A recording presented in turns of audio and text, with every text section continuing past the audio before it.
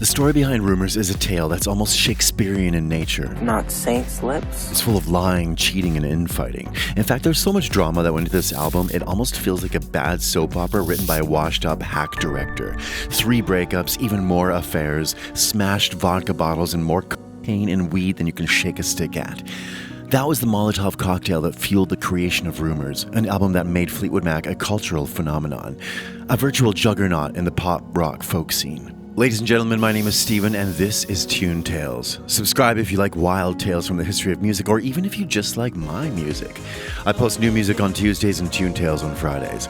Last week I uploaded a deep dive into G.G. Allin, but the YouTube gods deemed it too offensive, and they demonetized it. However, I will be making it available for my Patreons, so if you would like to see it, become a Patreon.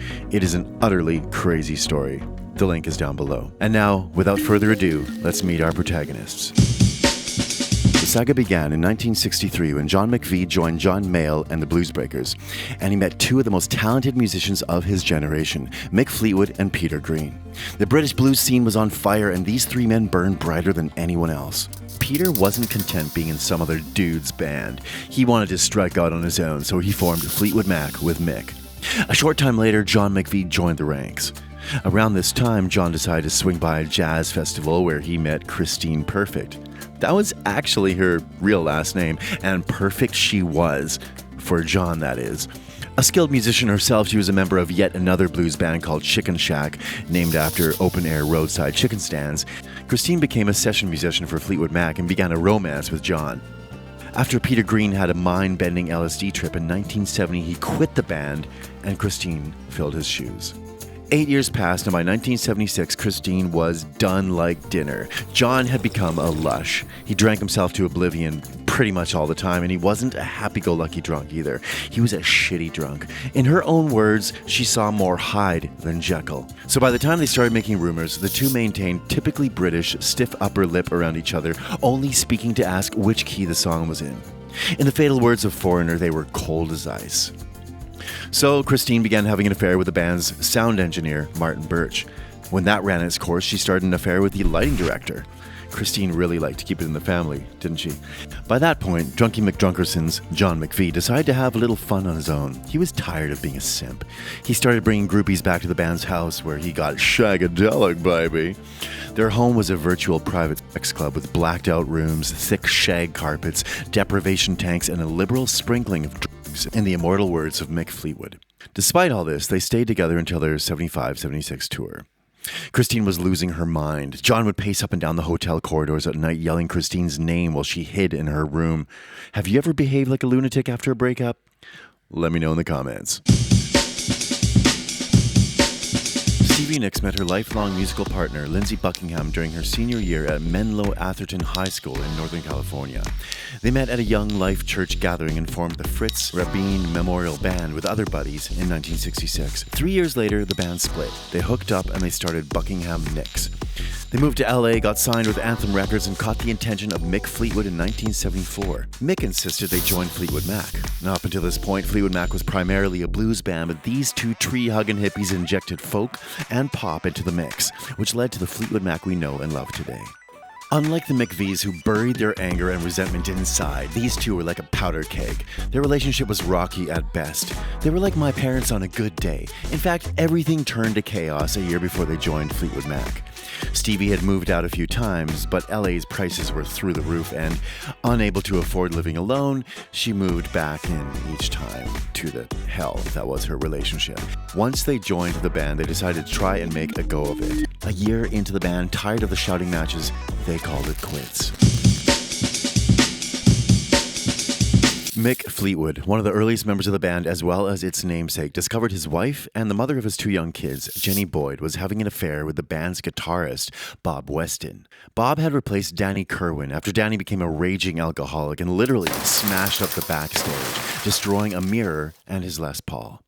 At first, Mick found Bob charming and funny, but apparently his lovely wife Jenny also found him quite charming. A little too charming, if you ask me. They carried their affair into the band's tour, and sparks flew.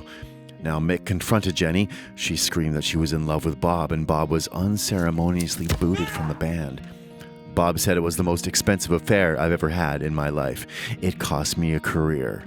And that it did. See, he was thinking with his cock, and let's face it, he paid the price. I guess he didn't abide by the old rule of bros before hoes. John and Lindsay loathed each other. They constantly butt heads in the studio. McVie once threw a glass bottle of vodka at Buckingham's head, screaming at him the entire time. In fact, the only two people who really got along well in this configuration were the two chicks in the band, Stevie Nicks and Christine McVie. I mean, Mick was also pretty chill. Like, Mick was basically the glue that kept these peeps together. There's even more insanity to get into, but before we do, I feel the need to answer the burning question that I imagine is on your lips. Why the F didn't they split up? Well, Stevie Nicks claimed that all five of them were too proud and stubborn to walk away from it. What would we have done? Sat around LA with our fingers up our butts and trying to start new bands? I mean, who does that? Bear in mind, Fleetwood Mac was enormously successful by this point. Their self-titled album churned out a number of hot hits. I don't think anybody wanted to jump off this gravy train. Christine and John were done. They hated each other's guts and they had side pieces. Stevie and Lindsay were also done and they fought a lot. Mick was a big cloud of depression after Jenny ditched him for his guitar player, but these emotions fed into brutally honest lyrics.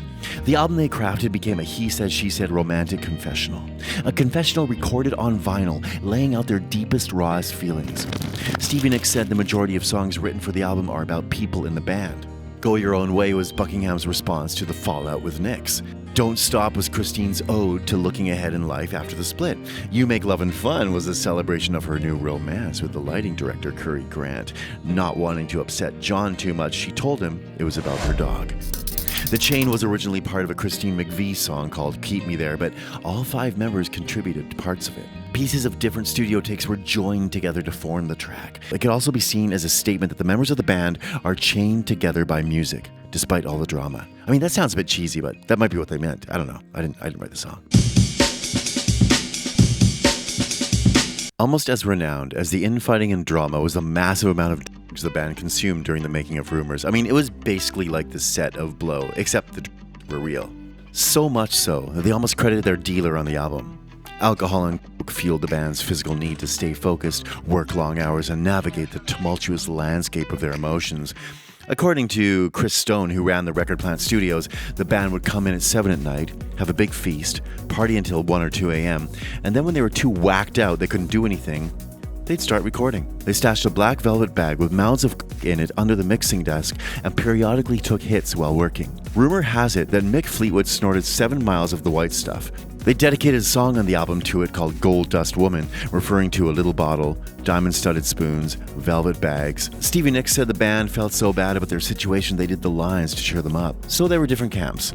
There was the bluesy Fleetwood Mackers like Mick and John who liked drinking, whereas the hippie Fleetwood Mackers like Lindsay and Steve, they smoked the J. They smoked the weed. So it was like booze versus pot with a cocktail. The album was a smash hit. The tour began on February 24th, 1977. Stevie Nicks upped her habit to cope with the fame and stress, but it began damaging her voice. Her and Mick began a coke-fueled affair. The ongoing relationship drama made Steven's habit even worse. She purchased $1 million worth of coke and ended up with a dime-sized hole in her nose. She was well into her 40s when she finally kicked the addiction.